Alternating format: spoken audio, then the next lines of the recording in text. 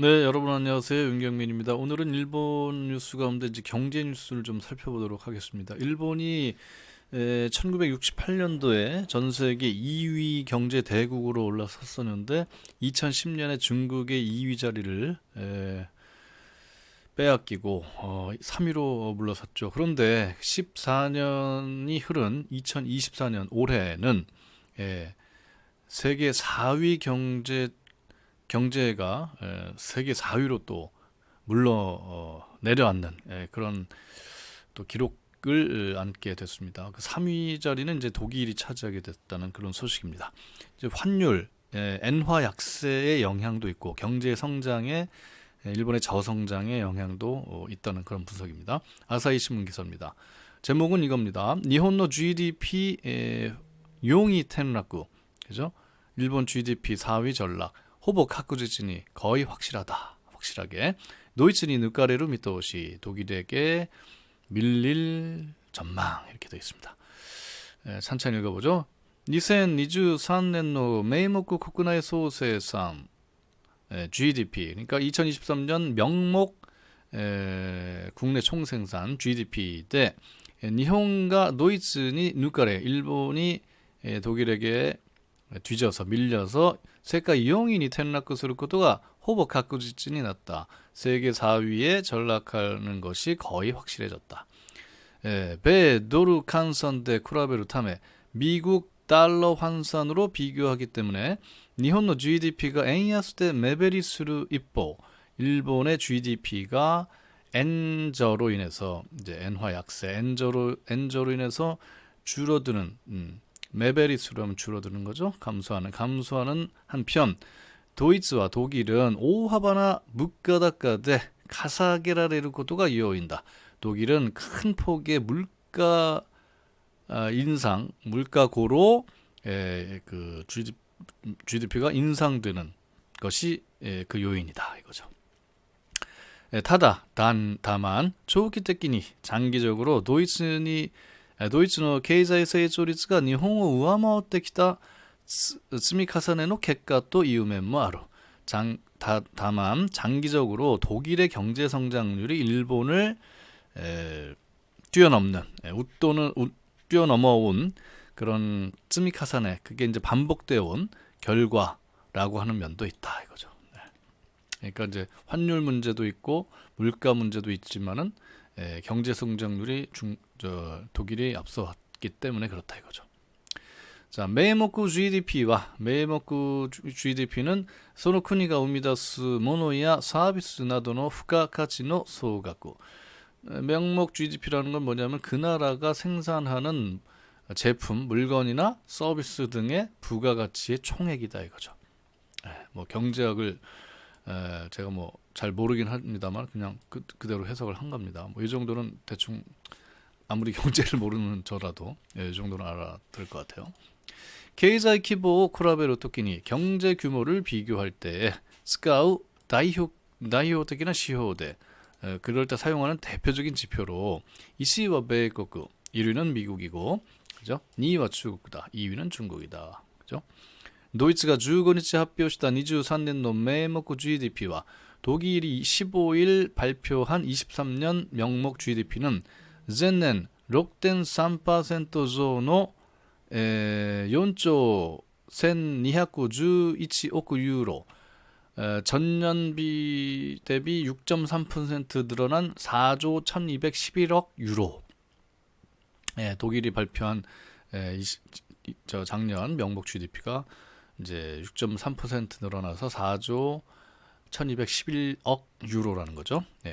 일본銀行が 公表している同年の平均為替レートでドル換算すると約 4조 5000억ドルとなる. 일본은행이 공개적으로 발표하고 있는 같은 해 평균 환율로 달러 환산을 하면은 약 4조 5천억 달러라 이거예요. 이건 유로화잖아요. 유로화. 4조 1211억 유로라는 게 일본 은행이 발표한 그 환율에 따르면은 달러로 환산하면은 4조 5천억 달러라는 거죠. 야, 달러하고 그 유로하고 별 차이도 안 나네. 아무튼 그래서 오하반이 노비타 요인과 큰 폭으로 늘어난 요인은 뭐냐면은 러시아의 우크라이나 침공이伴う 에너지 가격의 고騰 などで 러시아의 우크라이나 침공에 동반한 에너지 가격의 급등이죠. 이제 고등이니까 급등, 상승이죠. 등으로 일본 이전이 激しい物価上昇に見舞われたことだ. 일본 이상으로 아주 극심한 물가 상승을 겪었기 때문이다. 물가의 영향을 除いた実質成長率は 물가의 영향을 제외한 실질 성장률은 0.3%, 0.3%減또 0.3% 감소한 거죠. 실질 성장률은 이제 감소했어요. 물가 영향을 빼고는. 3년ぶりの 마이너스成長になった 3년 만에 마이너스 성장이 되었다. 이보 한편 일본의 23년의 명목 GDP와 일본의 23년 명목 GDP는 来月発表されるが 내달 다음 달 발표될 예정인데 미쓰이 UFJ 리서치 앤드 컨설팅 미쓰이 UFJ 리서치 앤 컨설팅의 시산대와의 시산으로는 591조 엔, 591조 엔, 여기 뭐라면 약 4조 2,000억 달러, 4조 2천억 달러. 이게 제가 숫자가 나오면 막 헷갈리는데 어쨌든 또 노이츠오 시다마오로 이렇게 이제 금액은 이런데 독일을 밑도는 거죠. 아까 독일 발표한 것보다 이제 아래죠. N베이스대와 N베이스로는 젠네히 전년 대비 젠네히 대 전년 대비 대 뭐야 5.7% 후회가 5.7% 늘었지만은 엔야스가 스승다고도 돼 엔저가 진행됐기 때문에ドル 換算では 달러로 환산하면 1.2%減ると予測されている. 1.2% 줄은 걸로 감소하는 걸로 되고 있다.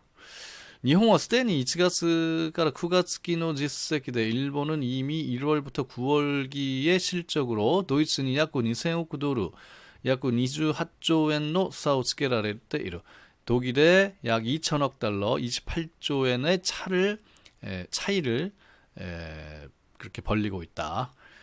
오이츠쿠니와 따라잡기에는 10月から 12月期に 10월, 11월, 11월, 12월기 그러니까 이게 4분기죠. 여기 4분기에 약 190조 엔의 積み上げる 必要があるが 190조 엔을 더 얹을 필요가 있으나 전년 동기가 전년 같은 기간이 약 147조 엔 だったことを踏まえると 147조 엔이었던 것을 감안하면은実現は 후보 불가능하다. 실현하는 것은 뭐 거의 불가능하다 이 말이죠.長期的に 見ると 장기적으로 보면은 도이츠의成長率は 독일의 성장률은 일본을 上回っており 일본을 웃돌고 있어서経済規模の差は縮まってきていた. 경제 규모의 차이는 줄어들고 있었다. 그죠? 국제통화기금 IMF, 우리 잘 아는 국제통화기금 IMF의 데이터가라 그 데이터로 해서 2000년에서 2022년이죠.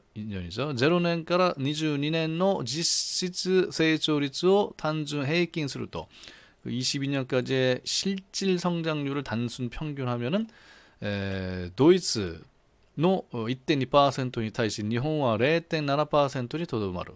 야, 22년 동안 독일은 평균 1.2% 매년 성장했는데 일본은 0.7%에 그치는 거예요.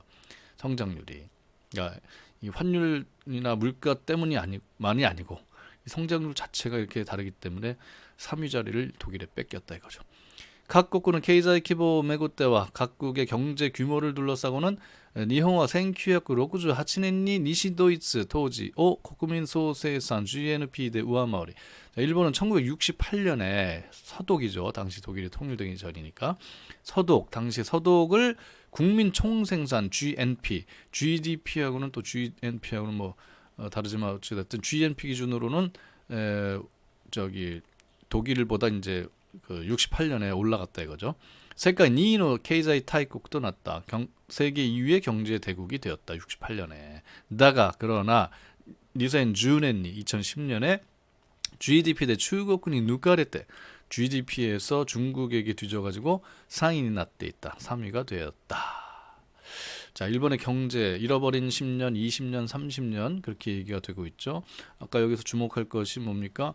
우리도 이제 저성장의 늪에 빠져 있습니다만 일본 고도 성장으로 68년에 경제 세계에서 미국 다음이 2위가 됐습니다만은 거품 버블 붕괴 90년대 초에 80년대 말 90년대 초에 그냥 버블이 붕괴가 되면서 그때부터 일본 경제가 저성장의 늪에 빠지고 그 다음에 그 디플레이션이 빠졌죠. 물가가 그냥 안 올라요. 요즘 와서 조금 올랐지 20년, 30년 동안 물가가 거의 오르지 않았단 말이죠. 어찌됐든 그래서 저성장의 늪에 빠져가지고 명목 GDP 기준으로 전 세계 4위로 내려앉았다라는 소식이었습니다. 오늘은 여기까지 하겠습니다. 일본 경제에 관한 소식이었는데 우리는 어떻겠습니까? 우리는 지금 경제 10위권인데 과연 이탈리아를 잡고 7위 이렇게 갈 수 있을까요? G7 안에 들어갈 수 있을까요? 우리도 저성장이기 때문에 그 다음에 이제 인구도 줄어들고 있고 생산 인구가 줄어들고 있고 저출생 문제 이게 심각해요. 우리 노동력이 정말 줄어들고 있기 때문에 우리 경제 성장에는 이제 한계가 왔다 이렇게 보고 있고 내년부터는 우리가 초고령 사회에 진입을 하게 됩니다. 65세 이상 인구가 전체 20%가 되게 돼요. 내년부터는. 야, 그러면은 5명 중에 1명은 노인이라는 셈이고 여러분들 뭐 매일 뉴스에서 보시다시피 학령 인구는 계속 줄어들고 있죠. 아니 합계 출산율이 0.78명도 깨져가지고 그러니까 올해죠.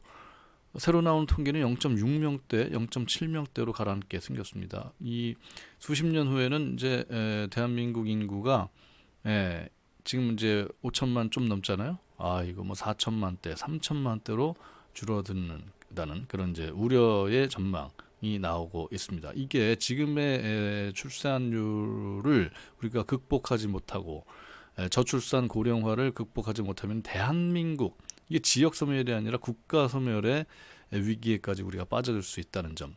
일본은 1억 2,500만. 일본의 평균 그 합계 출산율이 몇 명인지 아세요? 1.2명이 넘습니다. 일본도 위기라고 하는데 1.2명. 우리는 0.78명에서 0.6명대까지 떨어질 위험이 있기 때문에 아주 심각한 수준입니다. 지금 일본이 뭐 4위로 떨어졌다고 이게 뉴스가 아니라 우리는 또 10위권 밖으로 떨어질 가능성이 그런 이제 우려가 있다는 점에서 우리도 일본 뉴스를 잘 지켜봐야 될 것 같습니다. 오늘 여기까지 하겠습니다. 윤경민입니다. 고맙습니다.